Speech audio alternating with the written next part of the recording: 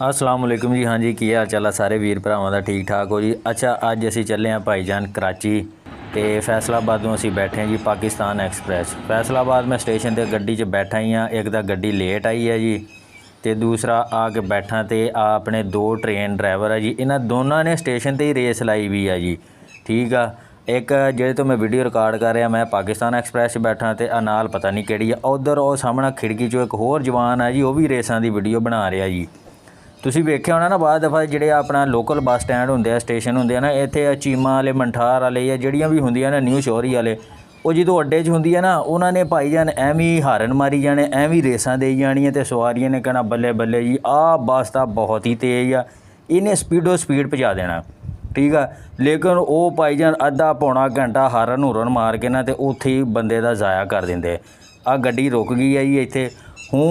ਹੁਣ ਆ ਵੇਖ ਲਓ ਜੀ ਸਾਡੇ ਪਾਕਿਸਤਾਨੀ ਆ ट्रेन ड्राइवरां ਦਾ ਕੰਮ ਜੀ। ਫਿਰ ਵਾਪਸ ਲੈ ਕੇ ਜਾ ਰਹੇ, ਪਹਿਲਾਂ ਅੱਗੇ ਨੂੰ ਲੈ ਕੇ ਭਜਾ ਕੇ ਹੁਣ ਵਾਪਸ ਲੈ ਕੇ ਜਾ ਰਹੇ। ਵਿੱਚੋਂ ਦਰਵਾਜ਼ੇ ਤੋਂ ਬਜ਼ੁਰਗ ਹਜ਼ਰਾਤ ਵੀ ਸਾਡੇ ਜਿਹੜੇ ਉਹ ਵੀ ਬਾਹਰ ਨਿਕਲ ਕੇ ਦੇਖ ਰਹੇ ਆ ਜੀ ਕਿ ਕੀ ਹਰਕਤ ਹੋ ਰਹੀ ਹੈ ਜੀ, ਕਿ ਕੀ ਬਣ ਰਿਹਾ ਵਾ।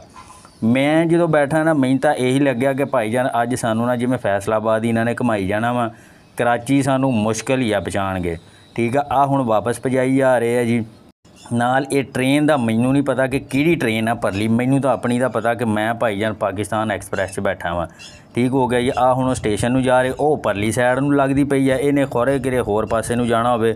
ਆ ਸਾਡੀ ਭਾਈਜਾਨ ट्रेन ਇੱਧਰਲੀ ਸਾਈਡ ਨੂੰ ਲੱਗਦੀ ਪਈ ਹੈ, ਅਤੇ ਬਜ਼ੁਰਗ ਵੀ ਬਾਹਰ ਸਿਰ ਕੱਢ ਕੇ ਬੈਠੇ, ਅਤੇ ਅੱਗੇ ਖੰਭਾ ਵੀ ਆ ਰਿਹਾ ਵਾ, ਕੋਈ ਅੱਲਾ ਖੈਰ ਕਰੇ ਬਚ ਗਿਆ ਜੀ। ਠੀਕ ਹੋ ਗਿਆ, ਬਚਤ ਹੋ ਗਈ ਹੈ ਜੀ।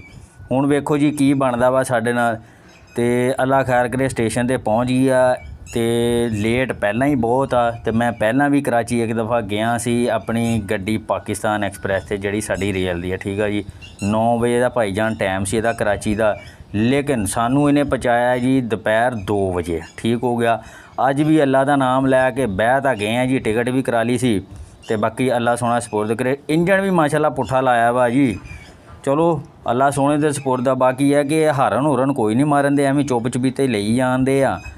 तो बाकी पता नहीं हुण की बनदा जी ਜਿਹੜੇ परले पासे बैठे आ भाई आ ਜਿਹੜਾ सिक्योरिटी वाला बेचारा नीली वर्दी पाई है, मेरे वाल वेखी जाते कि जवान ने कैमरा कढ़िया, पता नहीं की बनाई जाते वा। भाई कुछ नहीं बना रहा, मैं उदा ही हरकतां देखण दियां, की करन दे आ।